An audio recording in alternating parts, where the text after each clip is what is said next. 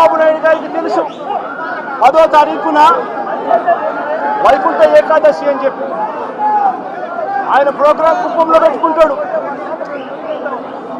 6వ తారీఖు, 7వ తారీఖు, 8వ తారీఖు పొద్దున 8వ తారీఖు దాకా తాను ఇక్కడే ఉంటాడు.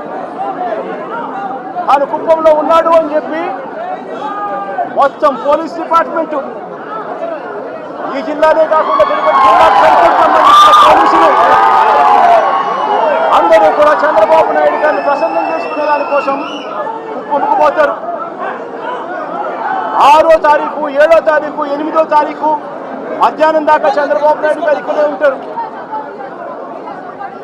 చంద్రబాబు నాయుడు గారు మధ్యాహ్నం 8వ తారీఖు మధ్యాహ్నం తారీఖు నుంచి బయలుదేరిపోతాడు. 8వ తారీఖు రాత్రి 8:30 గంటలకు టికెట్లు ఇచ్చే కార్యక్రమం జరిగేటప్పుడు ఈ ఘటన జరుగుతుంది.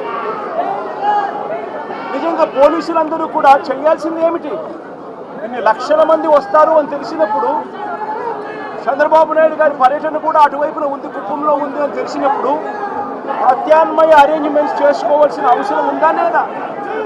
కానీ ఎలాంటి ప్రత్యామ్నాయ అరేంజ్మెంట్స్ చేసుకోలేదు. అందరూ కూడా చంద్రబాబు నాయుడు గారి పర్యటనలో నిమగ్నమయ్యారు. 8వ తారీఖు మధ్యాహ్నం దాకా తాను ఇక్కడే ఉంటాడు. 8వ తారీఖు రాత్రి 8:30కు ఘటనలు జరిగాయి. ఎందుకు ఈ ఘటనలు జరిగాయి అంటే ప్రోటోకాల్ ఎక్కడా కూడా లేదు.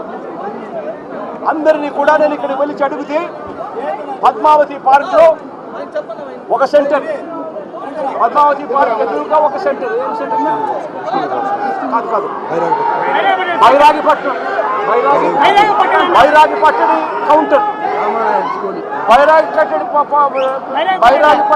కౌంటర్కి ఎదురుగా పార్కులో పొద్దున 9 గంటల నుంచి మనుషులను అక్కడే క్యాంప్ చేయించారు. మనుషులందరినీ కూడా అక్కడే పార్క్ చేయించారు. 8:30కు రాత్రి పార్క్ గేట్లు తెరిచారు. కౌంటర్ లైన్లో నిలబడండి అని చెప్పి గేట్లు తెరిచారు. వెంటనే అందరూ పరిగెత్తుకుంటూ పోవడం, తోపిసలాట జరిగింది. చీకటిలో ఆ పార్కులో పెట్టిన వాళ్ళకి ఏదైనా ఇచ్చారా? కొన్ని మిగిలిన కౌంటర్లలో పెట్టిన వాళ్ళకి ఏమైనా ఇచ్చారా? వాళ్ళను ఎందుకు మొట్టమొదటి గంట నుంచి వాళ్ళు అక్కడికి చేరుకునేప్పటి నుంచి వాళ్ళ లైన్లలో ఎందుకు పెట్టలేదు? ఎందుకు అక్కడ సఫిషియెంట్ పోలీస్ ఫోర్స్ ఇవ్వలేదు? అక్కడ ఉన్న వాళ్ళ లైన్లో మొదటి నుంచి పెట్టడం మొదలుపెట్టి ఉంటే, అన్ని సెంటర్లలో కూడా పెట్టి ఉంటే ఈ ఘటన జరిగి ఉండేది కాదు. ఎక్కడా కూడా అలా చేయాల. అందరినీ కూడా వీళ్ళందరూ ఆయా సెంటర్లలో లైన్లలో పెట్టేదానికి ఎవరు కూడా పోలీసులు లేకపోవడము, పోలీసులు రోప్ పార్టీస్ లేకపోవడము, పోలీసులు లేకపోవడము, ఎవరు కూడా లైన్లలో నిలబెట్టలేదు. అందరినీ కూడా ఒక గ్రూప్గా ఫామ్ చేసి ఒక చోట కౌంటర్కి ఎదురుందనో కౌంటర్కి పక్కన అందరినీ పెట్టి ఆ తర్వాత అందరినీ కూడా టయానికి ఇడిచిపెట్టే కార్యక్రమం చేస్తారు.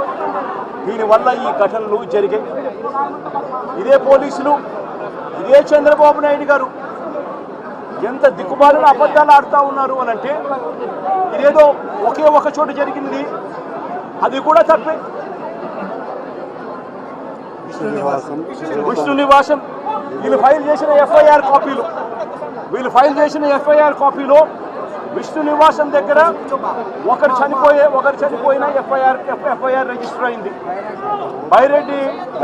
బైరాగిపట్టడిలో 5 మంది చనిపోయినట్టు మరో ఎఫ్ఐఆర్ రిజిస్టర్ అయింది. ఇక్కడ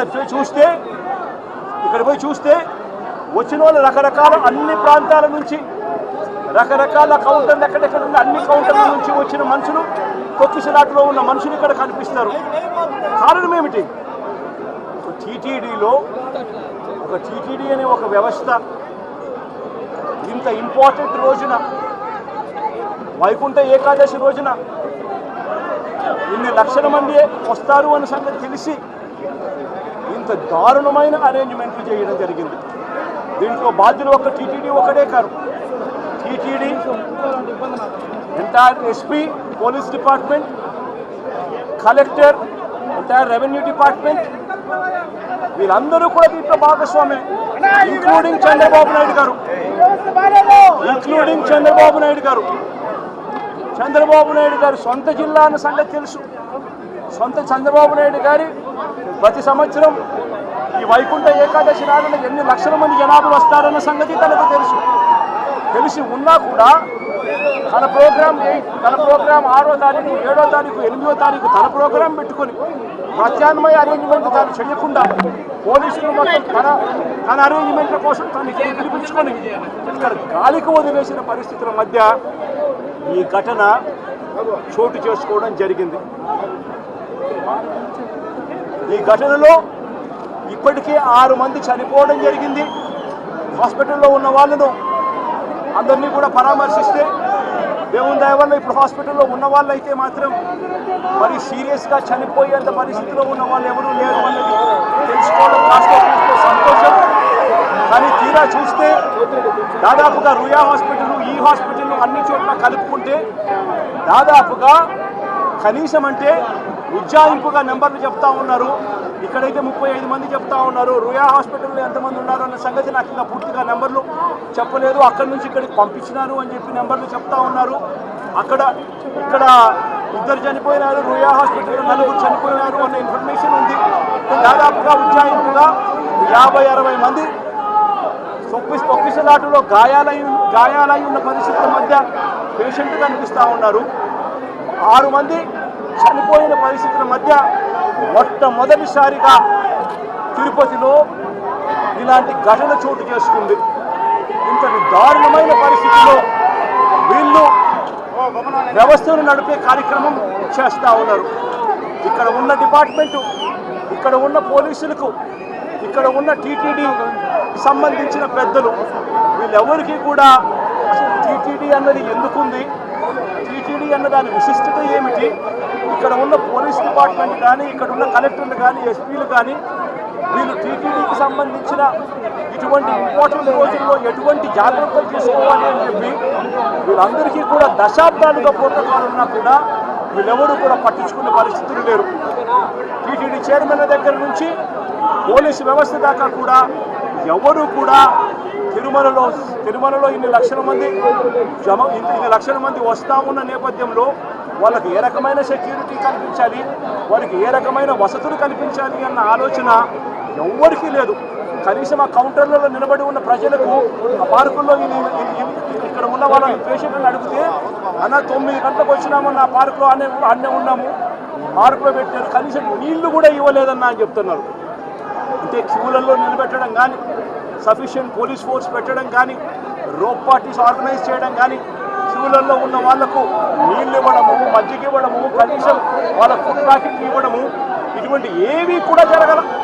కనీసం వీళ్ళు మనుషులుగా ఉన్నారు అని పట్టించుకున్న పరిస్థితి కూడా ఎక్కడా లేదు. గాలికి వదిలేశారు నిర్లక్ష్యంగా. ఇదే 5 సంవత్సరాల కిందట మా ప్రభుత్వంలో 5 సంవత్సరాలు చూస్తే ఇటువంటి కార్యక్రమాలను ఎంత గొప్పగా చేశాము అని చెప్పి ఈరోజు కూడా ప్రజలు చెప్పుకునేంత గొప్పగా ఈ వ్యవస్థ నడిచింది. అలాంటిది ఈరోజు చూస్తే కనీసం నీళ్ళు ఇచ్చేవాళ్ళు లేరు, క్యూలలో నిలబెట్టేవాళ్ళు లేరు, పోలీసులు కనీసం రోప్పాటీలు అక్కడ ఉండి జాగ్రత్తగా క్యూలలో పర్యవేక్షించే వాళ్ళు లేరు, కనీసం క్యూలలో ఉన్న వాళ్ళకు తిండి నీళ్లు ఇచ్చే పరిస్థితి కూడా లేని పరిస్థితిలో ఈ వ్యవస్థ నడుస్తూ ఉంది. ఇంత దారుణంగా నిజంగా వ్యవస్థ ఉంది. ఇదే పెద్ద మనిషి చంద్రబాబు నాయుడు గారిని నేను గట్టిగా డిమాండ్ చేస్తా ఉన్నా. ఇది ప్రభుత్వం చేసిన తప్పు, ప్రభుత్వం తప్పిదం వల్ల ఈ ఇన్సిడెంట్ జరిగింది. ప్రభుత్వం పూర్తిగా బాధ్యత తీసుకోవాలి. చనిపోయిన వాళ్ళకు కనీసం ప్రతి ఒక్కరికి కూడా గవర్నమెంటే బాధ్యత తీసుకొని ప్రతి ఒక్కరికి కూడా కనీసం